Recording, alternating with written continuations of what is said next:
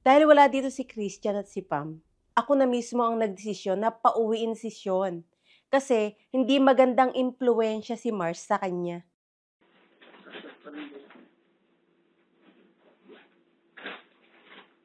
Ilagay mo sa sarili. Nilalagay mo ba naman yung hindi talaga magkakasya?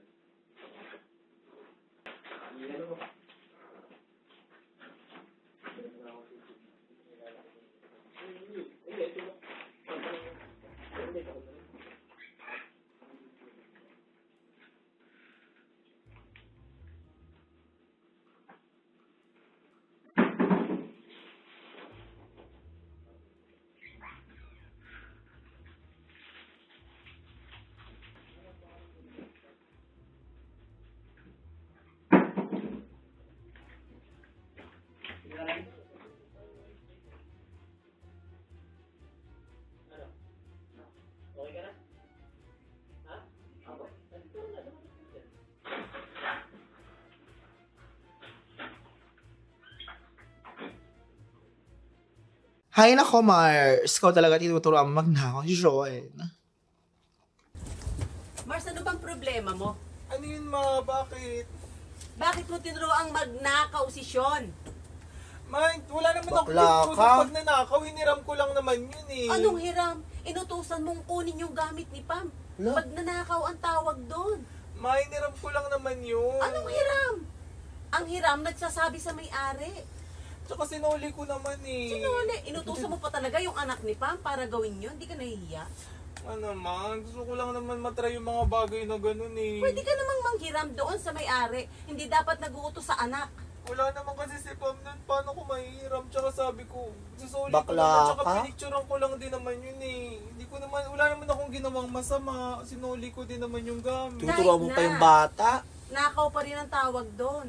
Barbie, ay, Mama, wala akong ginagawang masama. Inutusan ko lang naman si Sean para hiramin yung bag ni Pam. Inutusan ko lang naman si Sean para, alam mo yun, para matry ko yung mga ganong klaseng mga bagay. Hiniram ko lang naman, hindi ko ninakaw. Mars, kahit anong sabihin mo, mali ka at hindi ka magandang impluensya sa Grace family, lalong-lalo na sa mga batang nandito. Bilang nanay ni Christian, ako mismo ang magsasabi sa kanya na hindi ako payag na maging part ka ng Grace family. Intention yun. Hindi naman eh, ma. Gusto ko lang naman itry yung mga ganong klaseng gamit eh. Ang hilig mo gumanyan, no? Paawa-awa ka kapag naano ka na. Hiniram ko lang naman yung kasi gusto ko masubukan yung mga bag ni Pam na mga mamahalin, ma. Eh pwede naman nga kung nagsasabi ka sa may-ari, hindi ka nag-uutos doon sa anak ng may-ari. Ba't mo kasi inutusan si Sean, te? Hiniram Bisyosa ko lang ka din naman eh. Wala akong ginawang masama at wala akong intensyong masama. Hiniram ko lang naman yung gamit. Pinicturan ko. Sinuli ko din naman, di ba? Eto naman si Mama, mukhang hirap na hirap intindihin yung point ko. Hiniram ko lang naman, Ma. Yun naman talaga yung katotohanan. Hindi ko naman ninakaw.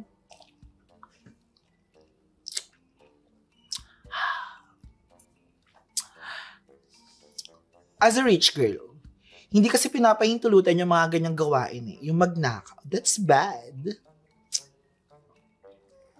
Remember, nung nasa States ako, sobrang higpit ng mga batas doon. Kapag nagnakaw ka, patuloy yung kamay mo. Hiniram ko lang naman, mata sinuli ko din naman ng maayos eh. Yun lang naman yung ginawa ko. Nakaw pa rin tawag doon, hindi hiram. Iba ang hiram sa basta na kumuha na hindi sa kanya. Hindi nagpapaalam. Sorry na. Alam mo naman yung feeling na yun, di ba? Pag yung mga gamit na wala kang gamit, gusto mong subukan, gusto mo itry yung mga gamit, pero syempre wala kang pambili, kaya wala. Ay nako, hindi ako katulad mo. Hindi ako ganyan. Hiniram ko lang naman yung bag eh. Sinuli ko din naman. Hindi ko alam kung ano yung mararamdaman ko. Pero nang umiyak si Mars, parang nahabag ako sa kanya. Sorry na. Huwag mo na kasing uulitin. Hindi ko naman sinasadya eh. Gusto ko lang talaga naman hiramin yun eh. Tsaka maayos ko naman binabalik yung gamit eh. Tsaka hindi ko din naman kinuha. Hiniram ko lang naman talaga. Bakla ka, tinuturuan mo yung bata. Sa pansarili mong kapakanan. Hiniram ko lang naman yun eh. Di mo iniisip, Hiram ko mapapahamak lang kayo sa naman ginagawa yun eh. nyo. Hindi ko naman, wala naman akong ginawang masama sa gamit. Hindi ko naman sinira. Hiniram ko lang. Nasaan na yung gamit? Ando na si Nolina. Hindi mo ba alam na napaka-arte ni Pam sa bag niya? Totoo yan. Ayun ang pinaka-ano niyan, holy grail niya yan. Hawakan yun. Di mo alam kung anong consequence ng pinapagawa mo kay Sean. Sorry na, ma. Huwag ko na sabihin. Gusto ko lang naman talaga subukan yung mga ganong gamit. Eh. Wala naman akong intensyong masama dun eh. Hiniram ko lang naman eh. Paano yan? Hiram pa rin tawag mo doon. Eh, nakawang tawag doon. Kung hindi ka nahuli, baka di mo na nga sinoli yun. Ma, hindi ko naman kinuha. Grabe ka naman mag-isip sa akin. Ganyan ba yung tingin niyo sa akin? Ako ka pala, B. naman. Wala ka pala eh. Hiniram ko lang naman ma yung bag. Tsaka wala naman akong ginawang masama eh. Yun lang Pasyala naman. ka din kasi, te. Hindi pa kayo nahuli, di pa kayo matatalakan ng Oo. ganyan. Ano ba yan? Mars, di ka ba nahihiya? Ma, hiniram ko lang naman talaga yung bag. Hindi hiram tawag doon. Di ka nga nagpaalam sa may-ari. Ay nako, paulit-ulit lang kayo. Oo, inutusan mo pa yung anak. Pati yung anak mapapahamak ng dahil sa'yo. Ma, alam ko naiintindihan mo naman ako. Natatakot siguro yung bata, kaya tumunod din. Tsaka wala naman nangyari sa bag ah. Maayos naman. Tsaka wala namang sira. Siguraduhin mo lang, lagot ka kay Sorry. Pam. Ma, na magaling. Pasaway kang akla ka. Laki-laki mong tao. Hindi ko na ulitin, promise. Siguraduhin mo, hindi mo nauulitin ha. Hmm, Sige, ako nang bahalang kumausap kay Christian. thank you, ma. Wala naman talaga akong balak na masama sa Siguraduhin mo na hindi mo na uulitin yun. Sa susunod, ako na mismo ang magsusumbong. Yun lang. Sige, ma.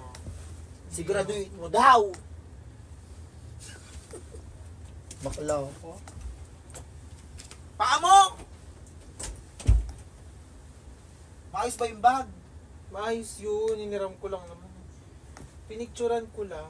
Hindi ko naman inan. Eh di yun ang ipaliwanag mo kung sakali. Sabi mo, pinicturean ko lang, wala namang ginawa. Pero mali kayong uutusan mo kasi bata, te. Para kang bata din eh, no? Pag naagawan ka ng laruan, gusto mo. Ikaw din, meron. Hiniram ko lang naman eh. Tsaka wala naman ako masamang intention dun sa bag. Buti kung nanakawin ko, di ko naman nanakawin, di ba? Hiniram ko lang naman, yung minamasama lang din ni mama yung paghiram. Akala mo nanakawin yung pag hindi naman. O, ang tapang mo, wala na si mama.